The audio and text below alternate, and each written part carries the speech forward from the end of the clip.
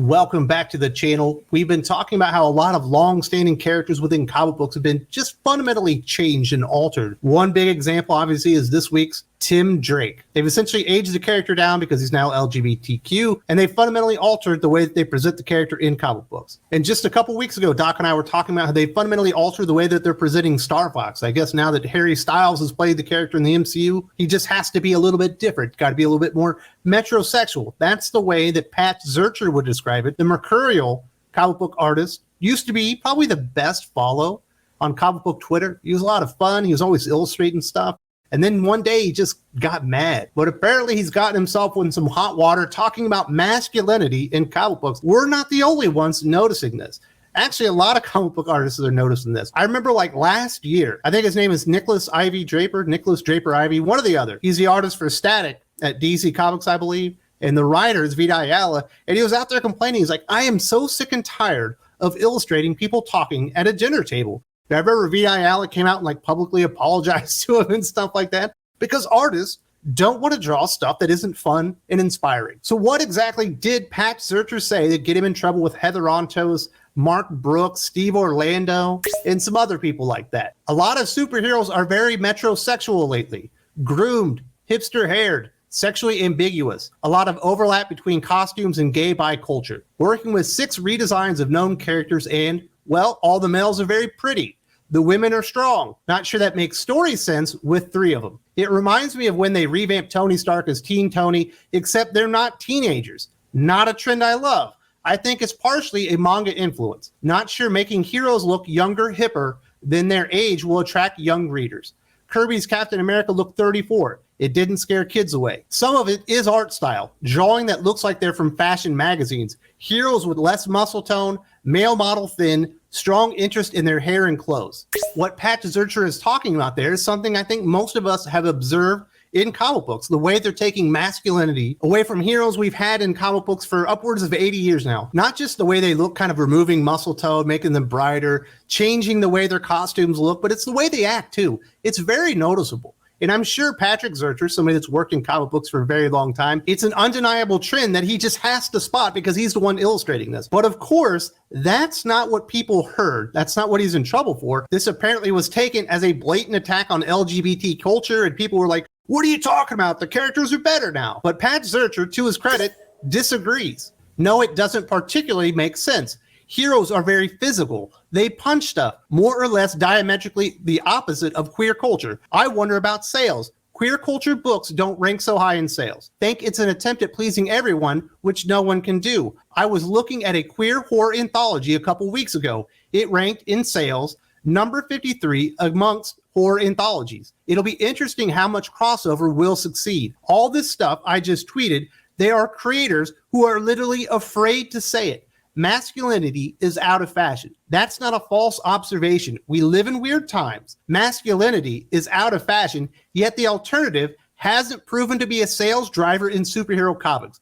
I think maybe someone should take a facts are facts look at things. And you guessed it, they took the diametrically opposite of queer culture line very out of context. He's talking about the way characters are being presented in comic books and how it relates to LGBT culture in 2022, not how it relates to LGBT culture maybe in 1980 or 1990, which are obviously very different. There is a drive in entertainment to remove masculinity from characters. There is a drive in entertainment to remove strong male role models. There is a push in entertainment that all gay men that are represented in entertainment, including comic books, must be very effeminate. But in reality, if you read what he says, he's not even really talking about that. He's saying that that's influencing comic books, that they're trying to change with the times and reach a new demographic, but it's not changing sales. That's the big point that he's getting at. I'm drawing this stuff, it doesn't feel right for the characters, and it's not resulting in any type of sales increase for any of these changes. And he's not wrong about that. We've seen that across the board. Tim Drake Robin, #1, by the 3rd issue, will likely be outside of the top 150 and could be unranked just totally. It's not that comic book fans don't want representation in their comic books, but it's the exact same representation across the board for gay male characters within comic books. That gets pretty old, and they are absolutely tired of mantle swaps. It doesn't matter if it's about sexuality. If you just do mantle swaps, period, people are pretty much going to reject them across the board nowadays because it's played out. People are tired of it, and it is killing sales. That didn't stop a bunch of people, including my favorite one, Tom Taylor. He deleted this tweet. He responded, and then he had to delete it. I wonder why. Well, let's check it out and do a little investigating. This is what old Tom Taylor had to say. Hey, Patch, happy to report this book is selling great. Talking about Superman, Son of Kal-El. #1 or in the top 3 every week it drops on Amazon. And the hardcover is selling gangbusters. DC are very happy. John is a bisexual Superman, and he doesn't punch a single person in the entire arc. There's no denying that, Tom. There is little to no action within Superman, Son of Kal-El, and I think that's one of the reasons that the sales have dropped. But you're saying the sales are great. Amazon, apparently, the trades are just selling like gangbusters. Am I wrong on this? If I lost my mind? Was I not checking my facts on this? Let's do a little investigating and see where Superman, Son of Kal-El's trades are selling on the Amazon graphic novels list. Amazon graphic novel bestseller 2022. This should do it, right? Let's go in here. Let's just look at the graphic novels. We don't want to be mean to Tom. It's selling like gangbusters. Must be in the top 10, right? I don't see it in the top 10. Where's Superman, Son of Kal-El? Where could it be? Where could Superman, Son of Kal-El be? It's got to be up here somewhere. It's selling like gangbusters. We're outside the top 50. You know, Jeffrey Dahmer. We've already seen Genderqueer, Lord Olympus, Mouse. Well, there's a lot of comic books in here. Superman Space Age outselling. Apparently, it's selling like gangbusters. Superman, Son of Kal-El. Do not see it in the top 100. Okay, so it's not the top 100 of Amazon, but it's selling like gangbusters. Maybe it's in like it's a really well-selling LGBTQ graphic novel. I mean, that's what it is anyway. You can see Genderqueer, I think, was in the top 40 of regular graphic novels. So this will give old Tom a fighting chance. Maybe jump in here in the top 50. Where is Superman, Son of Kal-El? Where is Superman, Son of Kal-El? We saw Batwoman though. We got more Batwoman. We got Batwoman selling. But we've seen DC Pride's in there. Where is Superman, Son of Kal-El?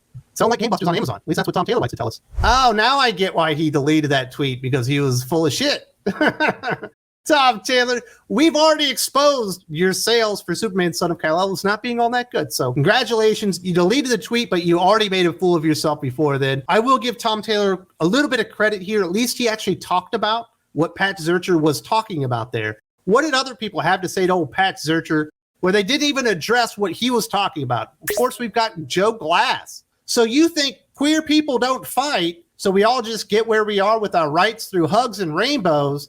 Try telling that at Stonewall, who literally fought the police in the streets. Or perhaps you want to tell gay boxer Orlando Cruz that he can't punch people. He's gay. I can't speak for Pat Zurcher, but I do not think you, sir, punch anyone. I don't think you fight anybody. It's just hard for me to take an e-bagger, like a professional e-bagger, seriously. You're literally out there selling LGBTQ comic books, and you're begging people online, please come and support me, because this is what I do for a living, and I can't sell any of my stuff. You, sir, are the living embodiment of what Pat Zurcher is talking about, driving sales down, being a sales decliner, the way superheroes are being portrayed in modern comic books.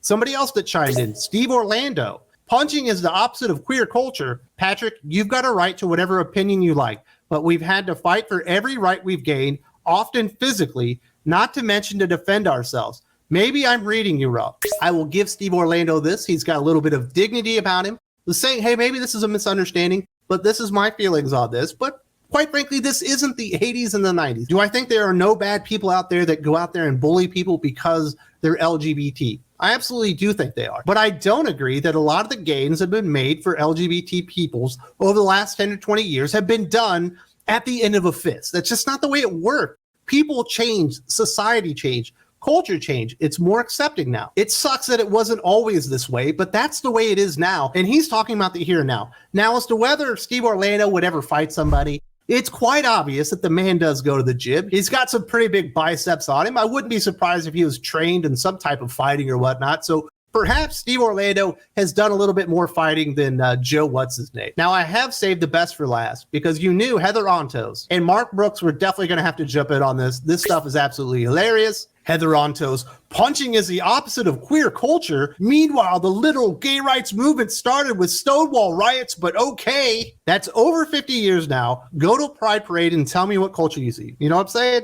Let's not pretend what's not actually happened as far as LGBT. I know a lot of gay dudes that don't even want to be associated with the stuff anymore because they're fed up with it too. But you knew Mark Brooks was going to have to jump in on this. He begins by validating Heather Antos. No shock.